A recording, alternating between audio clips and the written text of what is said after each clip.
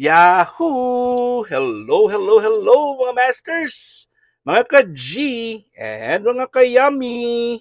Welcome po sa ating August 5 episode. Ngayon po ay araw ng Lunes. At syempre, ika-5 episode natin dito sa ating Daddy, G, and Yummy, the Green Iguana Family.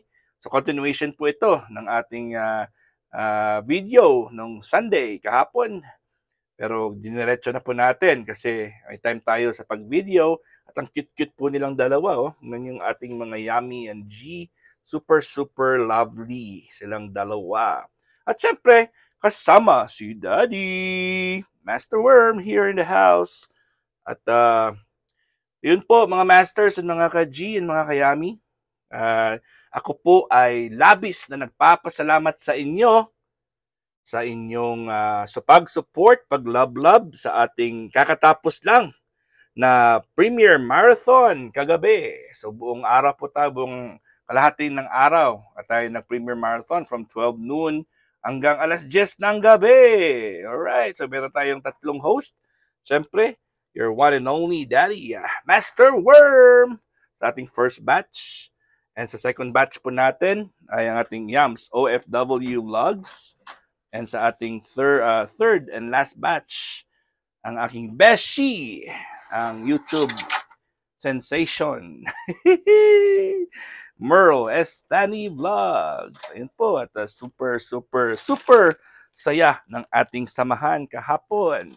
Dahil po ay ang dami pong tayong mga bisita, dami po tayong mga kaibigang bago na dumadalo po sa ating mga Premier Marathons.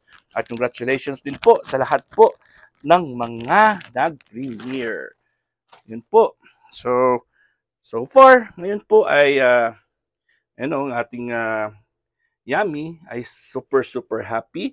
At medyo, ayun, tumaba-taba na po ang ating Yummy, mga masters, mga ka-G, and mga ka-Yummy. Ayun po, at kain na rin siya ng kain. Ang G natin ganun din. Siyempre, hindi naman nagpapatalo yan. Yung ating original na G, the green, the girly, cutie, patuti, iguana. So ngayon po ay, dahil Lunes po ngayon, ay, ano din po ako, rest day din po ni Master Worm, rest day din po ni Daddy. So may time tayo sa paglaro-laro sa ating mga alaga. Yan po, ngayon po ay time to give shower, bath sa ating G, the green, girly, cutie patuti iguana. So bubuksan po natin yung second level niya. Lagyan po natin yan ng tubig para po si G natin ay makakaligo. Okay, so ito po ang ating G. Bubuksan po natin yung kanyang pang-ilalim na pintuan, yung ikalawang pintuan niya. So lagyan natin ng tubig. Siyempre warm water po yan. Yun. Warm water. Timing din at nag-on din yung kanyang humidifier. Yan po. Diretso-diretso na si G sa kanyang pagligo. Kasi parang tapos natin yung shedding ng G natin. Pero okay lang yan. Kasi meron pa naman siyang part ng kanyang balat na hindi pa fully na-detach sa kanyang likod. Ayan po. At kasalukuyan pong dumidila-dila si G natin. Alam niya na merong tunog ng tubig sa kanyang second floor. Kaya alam niya na talaga na pupunuin, nalagyan na po ng Daddy ng tubig ang kanyang swimming pool. Kaya ngayon, papatayin muna natin ito yung kanyang humidifier. Lalabas na naman yan. Alam ko na yan sa utak niya. Lalabas po yan. Sabi niya, Daddy, you're giving me chance to go out and I'll do my best to escape. Pero hindi pwedeng lumabas ang G natin. Alam naman ng G natin yan na hindi siya pwedeng lumabas. Diba? Dahil, pag lumabas po ang G natin, ay kawawa siya kay Daddy. Papagalitan siya ng Daddy. Alright. So, ito po ang G natin. Kukunin natin si G at ilalagay po natin sa kanyang swimming pool. At bago po si G nating maligo, syempre magkikiss muna siya kay daddy niya. 'Di ba? Magkikiss muna ang G. Paano ba mag-kiss ang G sa daddy? Simple lang naman 'yan. 'Yun naman ginagawa ng G at daddy. Ayun mag-kiss ang G at daddy. Kung paano po mag-kiss ang G at daddy. Pakita mo na, G. Show them how you kiss the daddy. Come. Oo. Kiss daddy first. Here comes the daddy and the G. Kiss. Oo. Wait. No. Gusto niya bumaba eh. Pero okay lang yan. It's okay, G. You just have to kiss that. Okay, here. There we go. You kiss your own daddy. O, diba?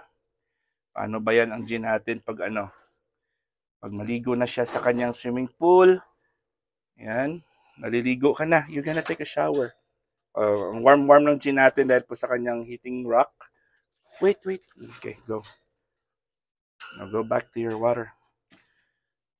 Ayan, excited lang po siya talagang maligo. Mga masters, mga ka-G, mga hayami. Ayaw niya magpa-kiss kay daddy dahil gusto niya talagang maligo. Ayun, mainit-init ang tubig ng G natin. Ayan. Uhulog kita dyan sa tubig mo. Ayun. Okay, that's good. You're good. You're good. Ayan, maliligo ka. You're gonna take a shower. Mainit ang tubig eh. Ayan, siguro ayaw niya ng mainit-init, pero okay lang yan. Masasanay lang naman yan sa init. Di ba? Bigla siya sa init. Mainit kasi yung tubig niya. O, di ba? Okay lang yan, G. If you feel like it's hot, it's fine. You're gonna get used to the water. Di ba? Ayan, lapit natin yung ilaw ng G. Kasi hindi ko po nadala yung isang cellphone ko kung saan po ay meron tayong ilaw na konektado po sa kanyang wifi. Yan. So papaliguan natin si G ngayon. Gusto niya po yan mga masters. Kunwari lang yan na ayaw niya. Yan po. O diba? Kunwari lang yan ang G natin. Kunwari ayaw niya daw ng tubig. Bakit? Bakit kunwari ka pa? Hindi ka pwedeng magkunwari G. Kasi alam ko naman na gustong-gusto mo po ang tubig. Diba mga masters? Si G po natin ay ano po yan? Super enjoy pag nasa tubig po yan. Hindi po yan natin ma-deny. Kasi pag alam ko nung since bata pa yan si G natin, ay ay laging naliligo yan. Laging naliligo. O diba? Pero umalis na po siya. Ibabalik po natin siya dahil kailangan niya na maligo kasi kukunin natin yung mga dead skin sa likod niya. Kukunin natin yung mga dead skins. G, we're just gonna remove the dead skins on your back. Okay? Alright, sana all may nagpapaligo, no? Sana all may nagpapaligo. Ayun dead skin ng G natin, ayun Diba?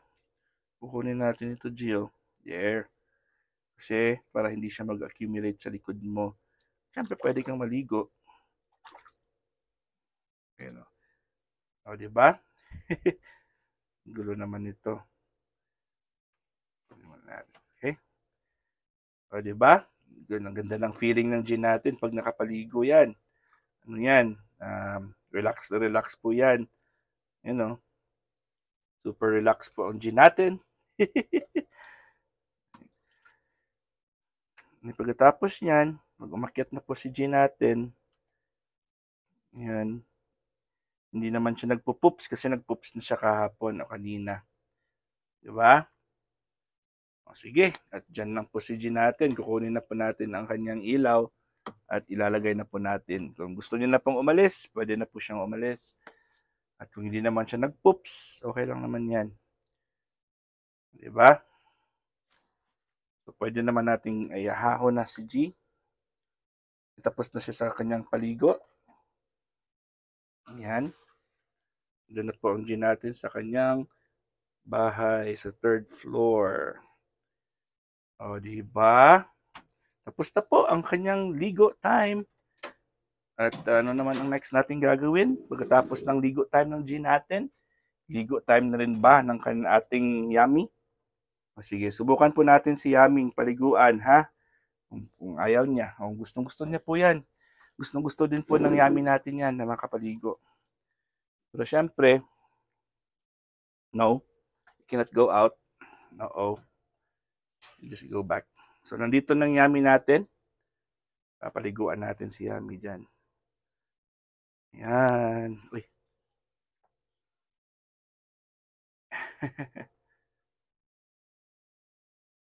Ayan si Yummy natin, oh. Ayan, ang Yummy. Naliligo ang Yummy.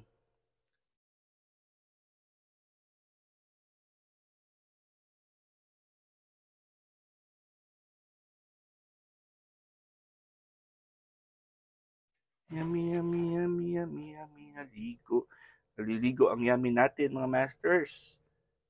Hindi naman po siya nagpo-float naman po ang Yummy natin. Floater naman ang Yummy natin eh. Hindi naman po siya nalulunod. Floater po siya yun, oh.